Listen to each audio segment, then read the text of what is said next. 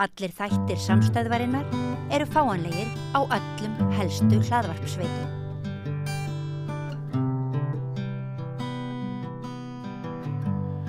Já, komið sæl og blessuð. Í dag síðasti dagur Alþingis. Sumir segja að farið hafi fé betra. Það styttist í kosningar og þetta var nú ekki mjög góður dagur fyrir þau sem hafa staðið að ríkisstjórninni síðustu 7 ár því þau fengu á sig dóm sem segir að búvörulög þau stríði gegn stjórnarskránni og hafi ekki lagagildi. Kannski má kalla það tákgrænt hvernig þessi dómur kemur á síðasta degi Alþingis því þetta nú ekki búin að vera samfellt sigur saga. En hér eru komnir 2 góðir menn sem ætla svona að ræða við mig þetta þing, hvað hafi staðið upp úr og svo aðeins síðar þennan tiltekna dóm. Annars vegar Sigurjón Magnús Egilsson, velkominn. Og Breki Karlsson, Neytendasamtökunum. Sigurjón, þú hefur náttúrulega fjallað Alþingi ansi lengi. Manstu hvenær þú varst fyrst þingfréttaritari? Já, ég man það sko. Það var náttúrulega hafði ég komið ánga áður sem blaðamaður og skrifað eina fréttaðan en það var 1992, einhvern tímann 2 ári, að þá annar maður, ég ætla ekki að nafngreina hann, sem var þingfréttamaður og morgnana voru svona ritstjórnarfundir, það var skipt út verkefnum og svoleiðis.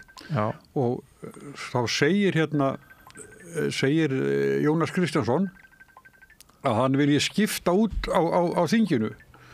Og þeim sem var þingfréttamaður dauðbrá og svo segir hann bara við mig vilt þú taka þingið? Og ég sagði bara já og þá var það brákið og þá þess að mjög stór erfið mál. Þá umræðan evrópska efnahagsæði byrjuð til dæmis og ég hafði nú ekkert fylgst endilega eins mikið með henni eins og ég miðað við það sem að beið mín sko. Þannig að þetta var mjög forvinnlegt að koma að inn og líka sérstaklega því að ástæðan fyrir því að meðal annars að hann vildi skipta mann í þinginu, sem Jónas heitinn, var svo að sá sem fyrir var, hann var bara með sko mjög fáa heimildamenn og allt og stutt á milli þeirra.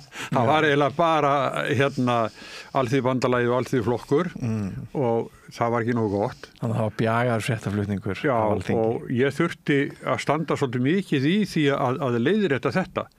Og ég man eftir því, segja sko þegar ég nýbyrjaður í þessu, að þá Ólafur Ragnar, formar Alþýðubandalagsins og við stöndum fram á stígaskurni fyrir utan salinn, þessi stígin liggur niður í kringluna þar. Ég og Ólafur Ragnar og hann tala saman og þá kemur Davíð Oddsson út og stoppar svona ofan í tröppunni og snýr mér og segir, ég sé það að þú ert að tala við ritstjóraðinn. Og þá segir, ert þú ekki að sýta því? Eitt veit ég þó fyrir víst að formaður Sjálfstæðisflokksins til svo merkilega til að tala við mig. Þá gekk hann niður nokkrar tröppur, kom upp aftur og sagði, komdu niður þingflokksherbyggi. Þar fórum við og það voru 2 eða 3 þingmenn inn hann raka bara út. Fannur að ráða. Já, og það ræddi þetta svolítið sko og hafið þér þá lítið gengið að ná samtölum við hann? Já, á ég að ljóstra upp? Nei, ég ekki strax. Jú, láttu það vaða. Sko, þetta var mjög erfitt sko. Þannig að það var þetta viðeyðastjórnin og þetta var mjög erfitt þessum að með mikið stress, fjárlögin þessa sem voru í smíðum hann voru mjög aðþrengd og mjög erfitt allt saman. Og og það var erfitt að brjótast inn í þingflokkana en svo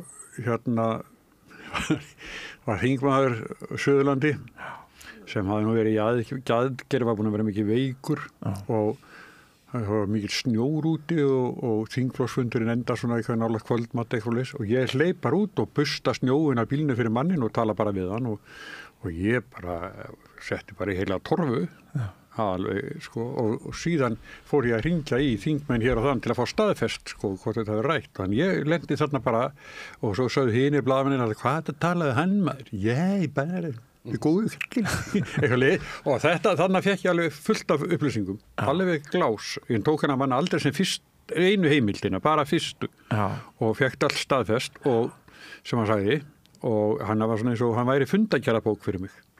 Og en svo var alltaf í sögunni, var krötunum alltaf kennt að þeir hefði verið að leka, en það var ekki neitt. Jú, eitthvað náttúrulega, en ekki á við þetta. Þarna fann ég bara sprungu og þekkti marga þannig að þeir sko ef ég var með máli þá staðfestu þeir við mig, sko. Þetta var svona, þetta var virkilega skemmtilegt tími. Það ekki víst að allir viti til hvers þú ert að vísa, en viðarstjórnin sem sagt Jón Baldvin Hannibalsson og Davíð Oddsson. Já, 91. Einmitt. 91-95. Og þú nefnir sko að þarna varst ekki einn á Alþingi eins og nú orðið þegar Höskuldur Kári Schramir bara eiginlega einn orðin eftir sem þingfréttaritari. Nei, það var reyndar sko, það var eiginlega bara sko útvarpið D.V.A.F. og Moggin.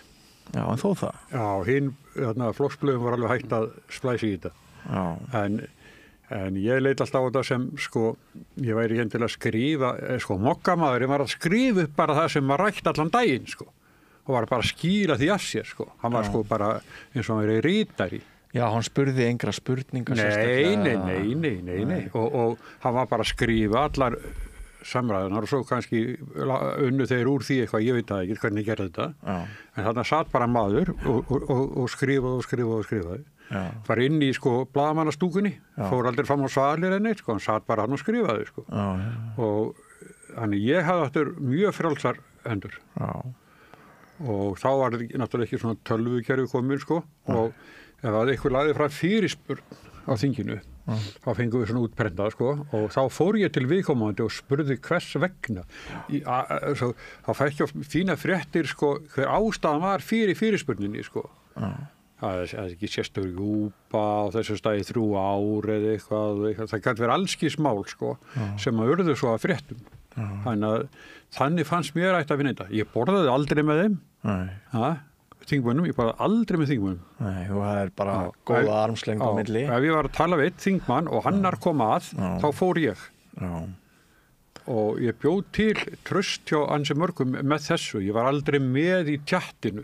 Nei. Þú vildir halda faglegri fjarlægð til þess að geta haldið áfram að skrifa stundum náttúrulega fréttir sem að koma illa og... Já, það læriði náttúrulega mest í hafskísmáli. Ég satt sko allt hafskísmáli í sakadómi og D.V.A.F. kom út sko í hádeginu og svo kannski frá deginum áður á skrifaði ég eitthvað. Svo sáu hafskísmenninir að þeir keyptu D.V.A.F. í hádeginu og þá fannst þeim sko, ég svo ruglaður, heyrðu ekki eitthvað vígunum en syngja og sprukku í stóni sem sett í eitthvað svona og svo þeir skildu þetta sko og meðan að saksóknari talaði að þá talaði hann bara og þá var ég að segja frá því sem hann var að segja svo kom vörnin bara seinna ég gæti ekkert verið að laga eitthvað til að henda einhverjum ég var bara að skrifa bara skítinn sem kom fram og það lærið maður að mæta sko viðfangsefninu sínu á hverju meinast að degi sko.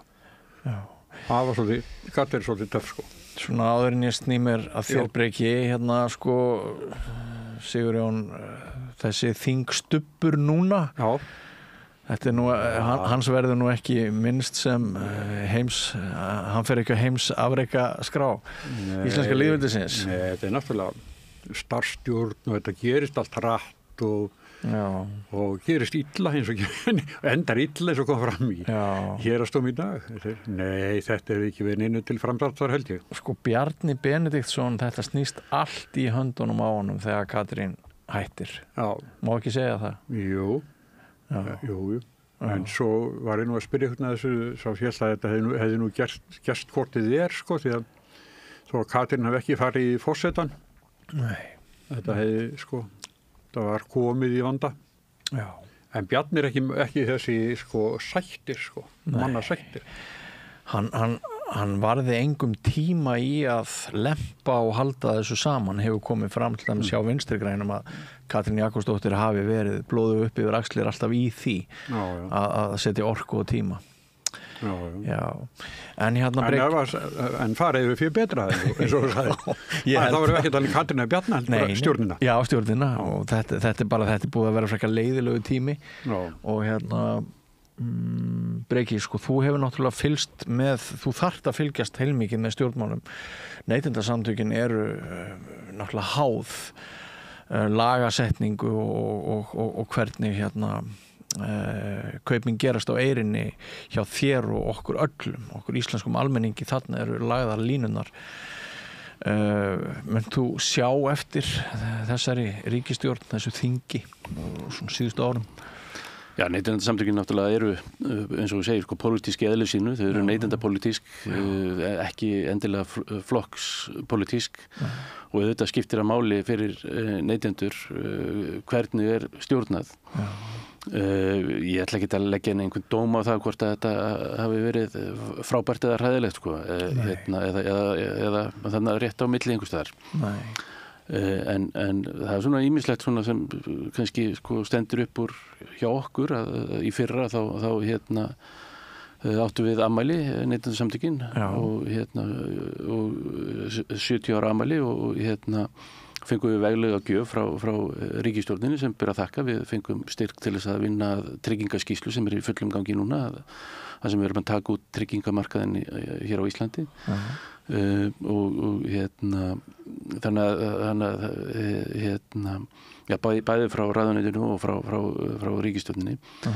En það eins og ég margsinnis sagt, sko, og hljóma alltaf eins og Kató gamli, sko, að auk þess bendi ég á að neytendasamtökin á Íslandi eru þau einu neytendasamtök á Norðurlöndum sem ekki eru á fjárlögum. Já. Þannig að við erum alltaf með 1 árs samning fram í tíman og haustinn þá vitum við ekki hvernig vorið verður hjá okkur. Þannig að það fer bara eftir velvilja ráðherra og það er eitthvað sem við höfum svona bent á að við óskum eftir því að það væri gerður lengri samningar við okkur til lengri tíma og jafnvel að við kemumst inn á fjárlög, þannig að þessi neytendabarátta sé ekki alltaf bara háð í 1 ár í senn. Já, það væri svona þín óskastaða að ný ríkisstjórn myndi koma ykkur á fjárlög. Það væri það, já. Og að neytendavernd á Íslandi verði efld til muna. Já. Áður en lengra haldið þá langar... Þetta er dæmigjart, sko, sem að segja. Það er bara til 1 árs í senn. Fjölmiðlastyrkinni til 1 árs í senn. Bara, þú veist, ef þið hægir ykkur ekki vel. Er það ekki? Er það ekki hluti á þessu? Já, ég held það. Það er, en sko neytendasamtökin hafa ekki alveg hegðað sér vel, þau hafa verið svolítið óþekk sem er sko jákvætt, þau hafa tekið slægin fyrir neytendur. Já, ég veit það. Ég alls ekki að segja við höfum verið óþekk, við höfum verið bara, eða óþægur ljári í þúfi, við höfum bara, held ég, starfsfólk neytendasamtökina hefur staðið sér bara vel í því að finna hvar kreppir að hjá neytendum og beint sjónum að því og fundið leiðir til lausna og bent stjórnvöldum á það. Þegar ég sé óþekk þá er ég að hrósa ykkur, sko. Í þeim skilningi en þetta er svo slæm staða, sko. Ef þú væri á fjárlögum til 5 ára, 10 ára, þá getur haga starfin allt öðru í sig. Algjörlega, og náttúrulega líka ef við hefðum meira að spila, þá getum við náttúrulega eins og ég bendi á, sko, að miðað við höfðatölu þá eru við helmingi færri heldur en starfsmenn á dönsku neytendasamtökunum og þannig að sem er svona líkust okkar. Þannig að ég er viss um það að við myndum gera margfalt betur þó að við myndum bara bæta við okkur eða geta bætt við okkur 2-3 starfsmennum, sko. Já. En áður en lengra haldið þá ætla ég að sýna ykkur áhorfendur góðir og spila fyrir ykkur hlustendur svona mínútu hljóðbút og myndskeið frá því að ég fékk Breka og Ólaf Stephensen hjá samtökum atvinnurekenda hér að þessu rauða borði fyrir nokkrum mánuðum. Þá var þessi umdeilda ríkisstjórn nýbúin að koma frá sér mjög umdeildum breytingum á búvörulögum og þetta leit hreint ekki vel út, þetta frumvarp, og orðið spilling kom í sögu. Skulum hlusta á þetta. Má kalla þetta spilling? Þetta jaðrar nú alveg við það, er það ekki? Já, ég myndi segja það, sko, að þegar að hagsmunasamtök eru að semja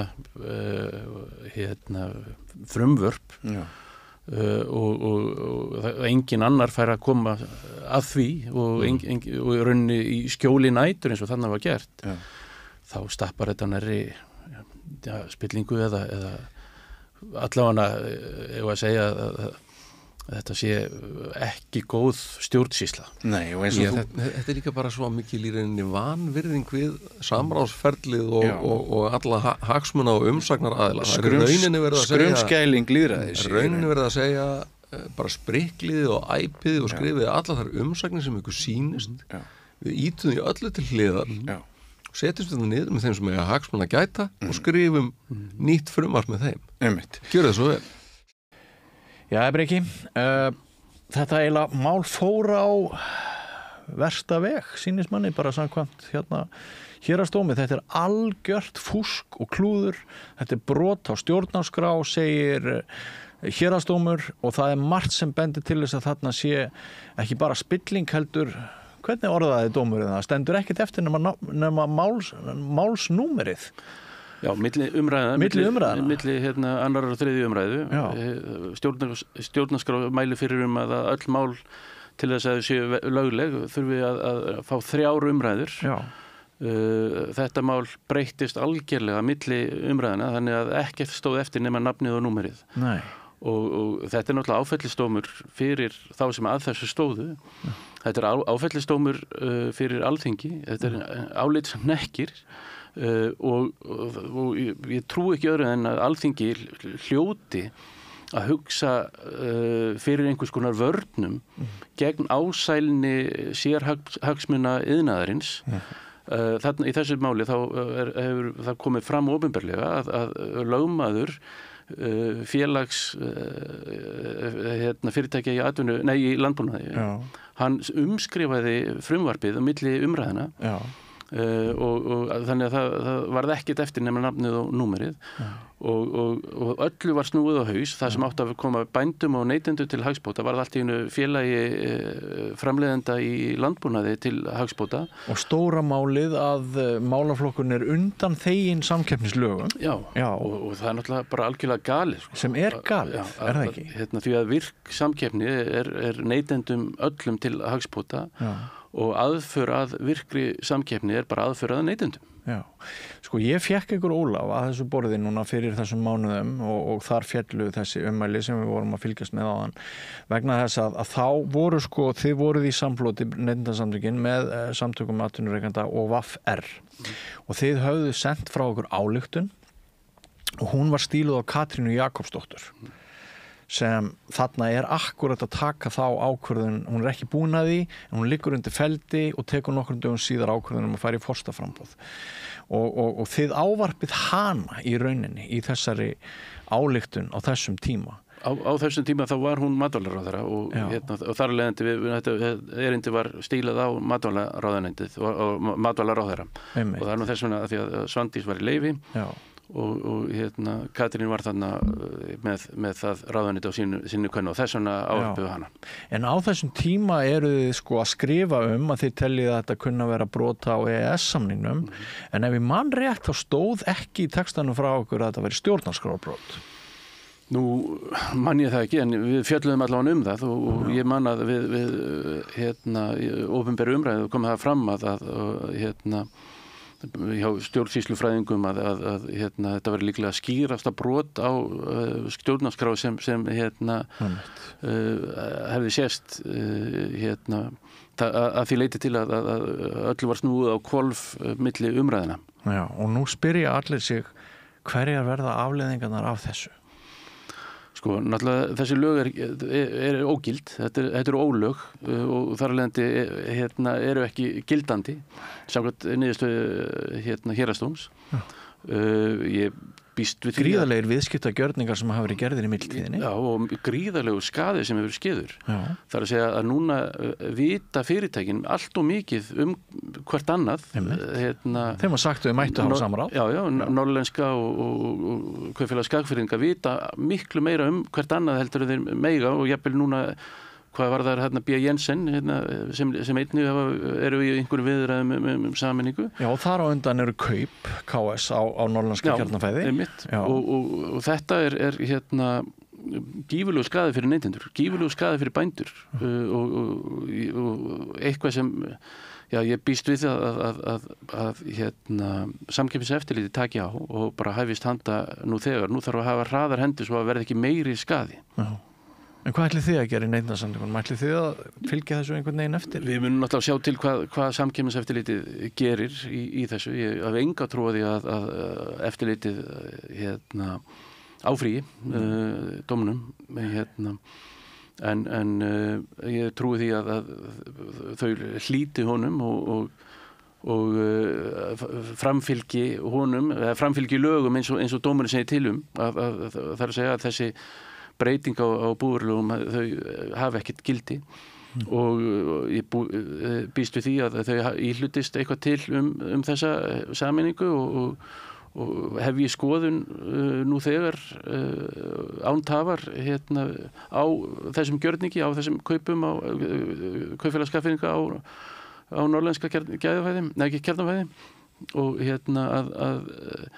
og þau stöðvi þennan gjörning sem í uppsiglingu að Jensen verði keypt líka. Þannig að og ef það ekki gerist hratt og örugglega þá setjumst við bara niður og hugsum okkar gang og athugum hvað við gerum þá. Búið þið yfir því úrræði að krefjast lögbanns ef þarf? Já, við neytendasamtökin geta farið fram á lögbanns, eða sett fram lögbannsbeiðni og þá mun það bara hafa sinn gangi í dómskerfinu en við sjáum bara til hvað gerist. Með lögum skal land byggja en ólögum land eyða, Sigurjón. Já. Þú ert búin að fjalla óbúslega lengi íslenskt samfélag, íslenska lagasetningu, þú varst á þinginu, þú ert búin að vera ritstjóri í stærstu fjölmiðla og hefur mjög mikla reynslu í bransanum. Og Neytendablaðsins. Já, og svo hefur þú líka verið ritstjóri Neytendablaðsins. Það er starf til sem þú hefur ekki sent. En manst þú eftir mörgum svona raskellingum? Nei, ekki svona. Þetta er bara blóð og raskellur. Það er ekkert annað. Sko, ég var áður ég kom hérna, þá var ég að lesa til dæmis að Þórhildur Sunna Ævarsdóttir varaði mjög ákveðið við þessu. Þannig að það er ekki eins og ykkur hafi ekki varað við og bent á, en þetta er bara sko sérhagsmunirnir og fyrirgreiðslu pólitíkin er svona sterk hérna, það er bara öllu rétt úr vegi og þetta er alveg ótrúlega eitthvað ljótt mál og hefur verið gagnrýnt frá mörgum hliðum sko. Það er svo margt af þessu sem hefur verið gagnrýnt en héraðsdómur, hann náttúrulega hefur svo sterkar rödd.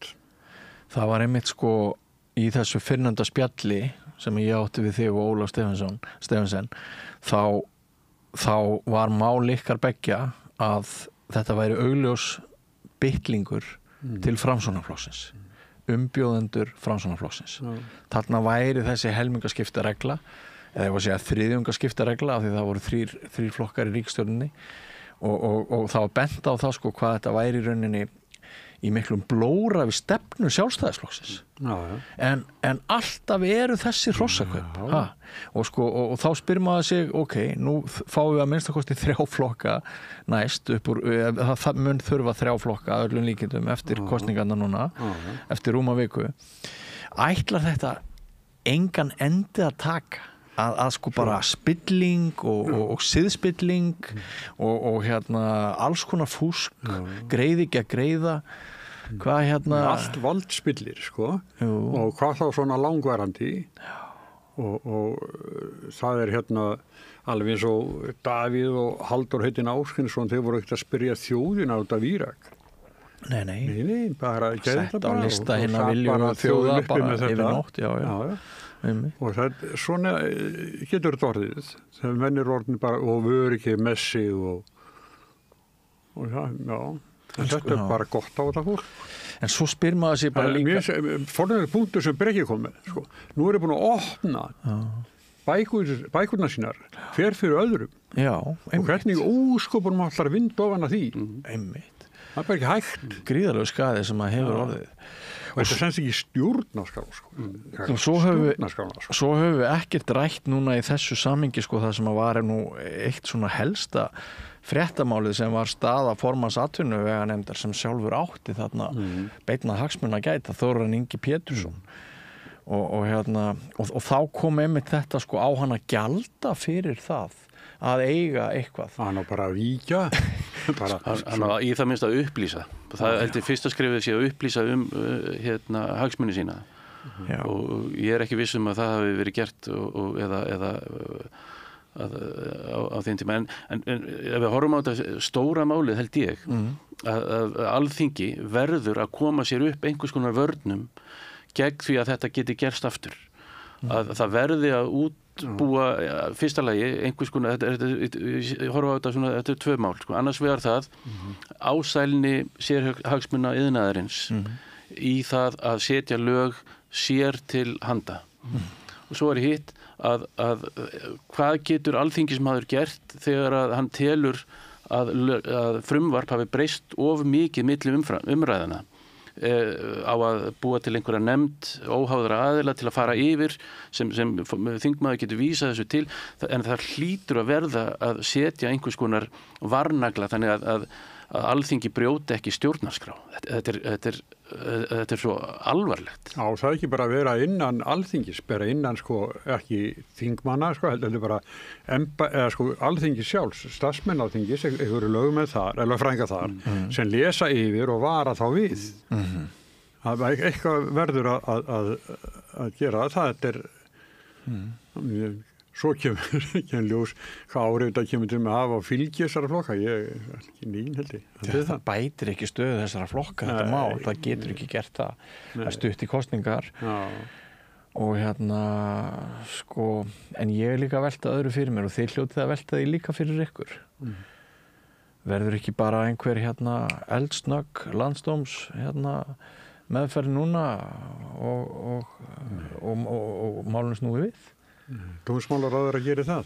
Ég veit það ekki. Já, til að málum verið snúið við? Nei, mun þessi dómur standa? Ég trúi ekki öðru, sko. Þetta er svo, hann er svo afdráttarlaus og það er eitt í þessum dómi, hann er mjög vel grundaður, mjög afdráttarlaus og eins og hann bendir á sjálfur það er bara öllu snúið á hvolf milli umræðina og það er eiginlega það sem er stóra málið í þessu. Sök sér að einan gæsalappa og má taka það með smá saltkotni, sök sér að sérhagsmuna iðnaðurinn hafi náð að tróða sínum tóta og skrifað frumvarp, það hefur gerst áður og það hefur verið samþykkt áður í Alþingi, frumvarp frá sérhagsmuna iðnaðinum, en þau hafa fengið 3 umræður á þingi og það er það sem er alvarlegt í þessu að stjórnarskrá var brotin. Texti var feldur á burt og bara settar inn í miklu meiri heimildir. Já, og ekki bara það heldur, sko, og mér hefur fundist það líka í umræðinu að sumum stjórnmálamönnum hefur þótt þetta bara léttvægt og sagt að þetta tíðkast svona í nágrannalöndunum, en það sem tíðkast í nágrannalöndunum er að félögum afurðastöðvum í eigu bænda þar sem bændur hafa meirihluta stjórn, þeim er heimilt að vinna saman. Já. En það er bara ekki engin slík afurðastöð á Íslandi sem er í meirihluta eigu bænda, þannig að þessi fyrirtæki sáu þessu leikaborðu og snéru allavega á hvolf. Og þannig að í staðin fyrir að færa valdið meira til bænda sem er heimilt, þá var valdið fært meira til eigenda fyrirtækina sem er óheimilt. Já. Samkvæmt EES löggjöf, samkvæmt okkar og svo má ekki glemma því líka að framkvæmdastjóri Kjarnafæðis sagði bara skömmu fyrir sameiningu að eftir sameininguna við norðlenska Kjarnafæði, eftir að þau sameinist hefði gengið fyrirtæki bara vel og nota benið, sú sameining var gerð undir lögum undir samkeppnislögunum og með vitund og vilja samkeppniseftirlitsins. Þannig og það eina sem framkvæmdastjórinn kvartaði undan var að hár vaxtakostnaður og hvaða fyrirtæki á Íslandi ekki að klíma við háan vaxtakostnað í dag. Þannig að það voru engin rök fyrir því einu svona að þessi fyrirtæki sameinuðist því að Kjarnafæði gekk bara vel eftir að hafa Kjarnafæði Norrlandska gekk vel eftir sameininguna. Það eina sem var fjármagnskostnaðurinn.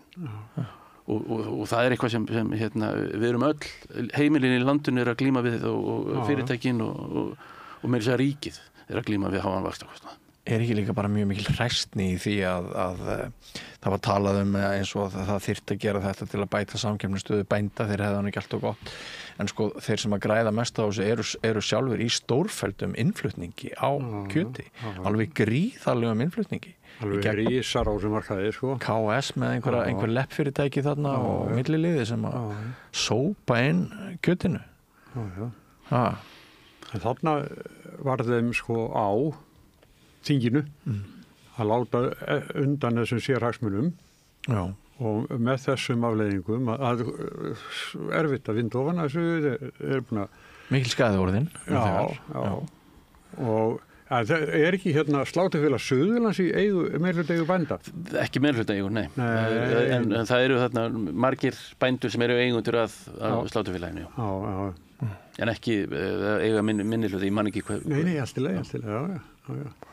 En sko það ímyndin sem þeir vilja gefa út að þetta sé meirihluta eigu bænda en það er í eigu og það er alveg rétt sko en ekki meirihluta eigu. En Breki, mér sýnist í dag að ég hafi séð einhvers staðar að sko þið og VR séu náttúrulega búin að fagna þessum dómi, þessari niðurstöðu í sameiginlegri yfirlýsingu en voru þá samtök atvinnurekenda ekki með ykkur í þeim fögnuði í dag? Þau samtök sendu bara út sína eigin fagnað. Okkar fagnaðir er kannski á öðrum nótum heldur en þeirra. Þannig að við vorum samtaka í þessu en félag atvinnurekenda var bara á eigin vegum í því. Einu sinni sagði nú á þeim tíma góður gegn stjórnmálamaður og breytum við bara stjórnarskránni. Það var þetta úr öðru máli, þetta var Halldór Ásgeirsson einhverju fiskveiðistjórninni þá breytum við bara stjórnarskránni. En finnst ykkur ekki svolítið tragíst, herramenn, að sko verkleysi en nú kannski orðið sem að þessum þriggja flokka bastarði líkum við að segja að það verði einhverninn sem að þessi þriggja flokka stjórn mun fá í framtíðinni að verkleysi hafi verið svona kannski það sem að hennar verður helst minnst fyrir, ósamstaða og verkleysi og svo loksins þegar þeir tóku búvörulögin og spýttu þeim í gegn með gríðarlegum breytingum þá kemur héraðsdómur og segir nei. Þarna voru það að brjóta stjórnarskrána. Þarna voru sko margir með langa þingreynsla baki sem að vinna í svo verður að stappa svona í þingflokkana. Þetta ekki eins og þetta séu nýgræðingar. Að þeir skuli ekki átt að tekka og þau eru svona og vitandi það að þau voru vöru við þessu að þau umbylta frumvarpinu eins og segir bara nafn og númerið eftir. Þetta bara hver maður að sjá sem að hefur langa þingreynslu. Segir þetta einhverja sögu að sko alþingi manni fólk núna sem að var kannski ekki jafn hæft eins og þegar þú ert að fjalla þarna alþingi ef að leggja eitthvað út frá þessu ráðgjöf þingmanna er hún í mólum sko það er mikið talað að lagasetning hérna á Íslandi sé fúsk í seinni tíð og það sé ekki nægilega vel undirbyggt og svo framvegis sko á maður að draga einhvern þannig lærdóm á þessu Ég veit ekki þegar að sko hérna áður þá voru ekki þingflokkar á þingið með jafn marga starfsmenn til að geta kannski farið í svona mál fyrir þau með hraði en það ég veit ekki hvort að það voru hæfari stjórnmálamenn þá ég vil meina það en félagi minn Þorsteinn Pálsson segir nei, ég látti ekki svona þegar ég segi þetta hann vil nú ekki meina það en það voru svona skörungar sko svona miklir ræðu snillingar og einstaklega vel klári kallar sko, eða fólk Ingibjörg Sólrún líka en svo eftir núna finnst mér þetta bara svo Sko, ég held þetta sé svona ógnastjórnun líka, það þorir engin andmæla, sko. Þú fari ekkert á móti sínu formanni, sko. Það held ég bara þekkist ekki. Og ég held að sé hluti af þessu, ef eitthvað segir, heyrðu, ég ekki, ég held að sé ekki þannig, sko. Þetta svona eitthvað svona smá fílu hroki í þessu. Já. Þessi orðin, þau leiða hugan að sko öðrum dómi sem fjall í síðustu viku í héraðsdómi Reykjanes í málefni lántaka gegn Íslandsbanka í svokölluðu vaxtamáli. Og þar bendir dómarinn á og segir að það séu sérreglur á Íslandi. Þetta oft kallað gullhúðun á Evrópu tilskipunum. En í þessu tilfelli þá vil ég kalla þetta asbesthúðun því að þarna verið að takmarka rétt neytenda að það séu, og dómarinn segir að það séu einhverjar, þó að við erum ósamála í því, ég held að dómarinn hafi ekki hugsað þetta alveg rétt, en dómarinn segir að það sé sérreglur í íslensku lögunum sem hann verður að taka tillit til. En það er ein aukasetning sem hefur bæst við Evróputilskipunina og þá dómarinn raun að segja að þessi lög gilda og ef og ef þessi aukasetning þýðir þetta sem dómarinn segir, sem við erum myndið ósamála, og þá þýðir það bara það að ESA mun hafa það mál gegn Íslenska ríkinu og af því að fyrir liggur dómur og ráðgefandi álit EFTA-dómstólsins að hvernig ég að túlka þetta og hann algjörlega sammála neytendasamtökunum sem eru málshefjendur að þessu og það þýðir það bara það að ef að ESA fer í mál við Íslenska ríkið og niðurstaðan verður svo sama hjá EFTA-dómstólnum í okkar málum að þá ríkið skaðabótaskylt. Þannig að í staðinn fyrir það að bankarnir þurfa að endurgreiða lántökum sínum oftekna vexti, þá er það ríkið sem þarf að endurgreiða og greiða þá neytendum og lántökum skaðabætur. Og þetta er náttúrulega algjörlega galið að slík lagasetning hafi komist í gegn og orðið að lögum. Þannig að þetta gerist 2017 og eflaust þessi nefndum gullhúðun fann fleiri svona svipu dæmi þar sem íslensk lög gengu í aðra ráttir heldur en evrópskar tilskipanir ganga. Þannig að þessi kenning að þingmenn séu betri eða verri, ég held að séu bara svipaðir, sko. Já. En sko staða bankana til dæmis er náttúrulega alveg gríðarlega sterk í þessu samfélagi og hagur minn sem neytanda hann er bara mjög lélegur. Mér er alltaf fundist ég að fá minna og minna út úr bankaþjónustunni á sama tíma og mér veist ég vera rukkaðar meir og það er minna og minna aðgengi og mér veist þetta bara allt vera á leiðin einhvern veginn í skrúuna. Hver er þín tilfinning þar?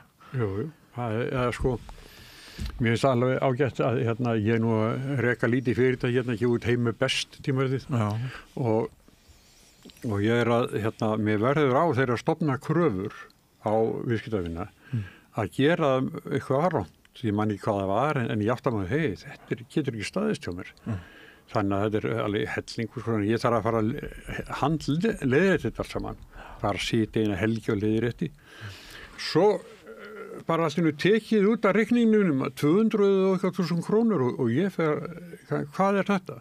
Það voru leiðréttingar þarna, ég gerði það. Það skiptir engu máli. Engu máli. Ég veit að þið fórið, ég gerði þetta sko. Já, nei. Og þá segir ég leita mér ykkur öðrum kúkabanka. Þá sagði konan, blessa, reyndu bara, þetta er einsalstaðar. Já, þið leituð ekkert vita af... Já. Nei, ég spurði svo sem ekkert að því. Ég leiðrétti eigin skráningu að ég þurfti ekki að borga alveg helling fyrir hverja leiðréttingu sem ég gerði. En sko þetta er eitt af því sem er bara dálítið erfitt við að vera Íslendingur í dag. Það er engin einasti Íslendingur til sem trúir því að íslenski bankar sýni samfélagslega ábyrgð.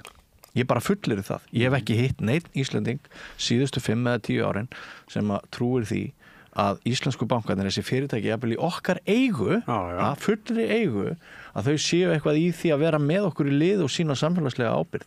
Og ég held sko að það skipti máli hvernig næsta ríkisstjórn verður mönnuð hvað þetta varðar. Að ég veit að ég komin aðeins út fyrir efnið eins og við ætluðum að hefja þessa umræðu og höfum verið í þessar umræðu en ég held að þetta skipti máli.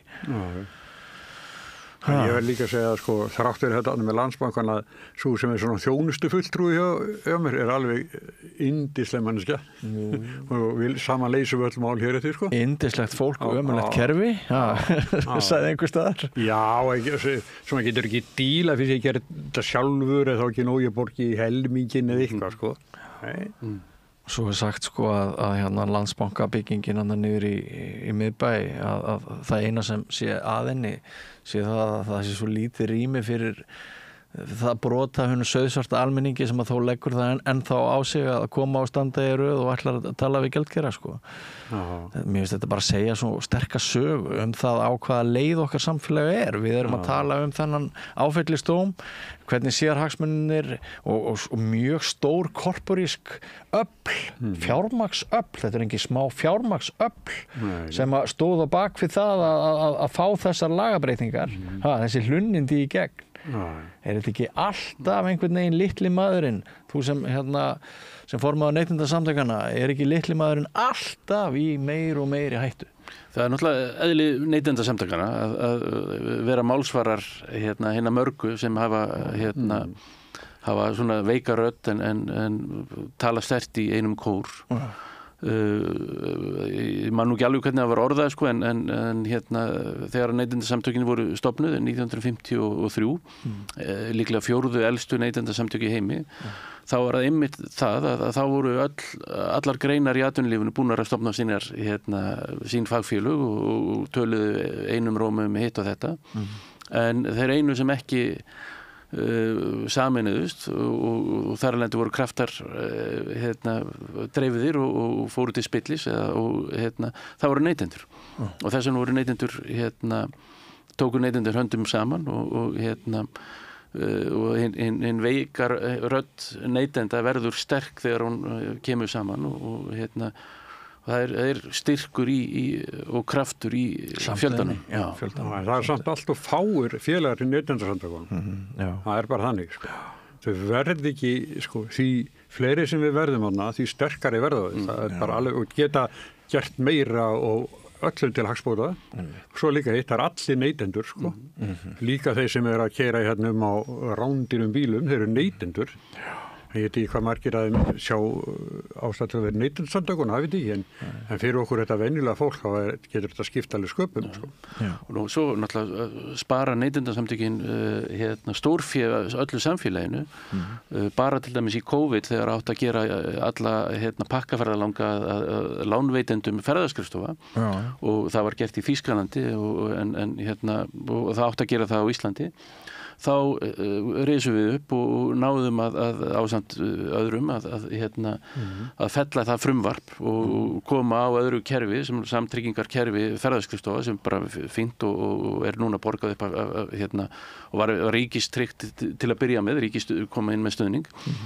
En Þýska ríkið var sektað af Evrópusambandinu fyrir að fara þessa leið fleiri 100 milljónir evra og það er eitthvað sem íslenska ríkið hefði verið sektað hefði við farið þessa leið þannig að neytendasamtökin spöruðu þarna ríkinu stórfé með harðri andstöðu sinni við þessi lög.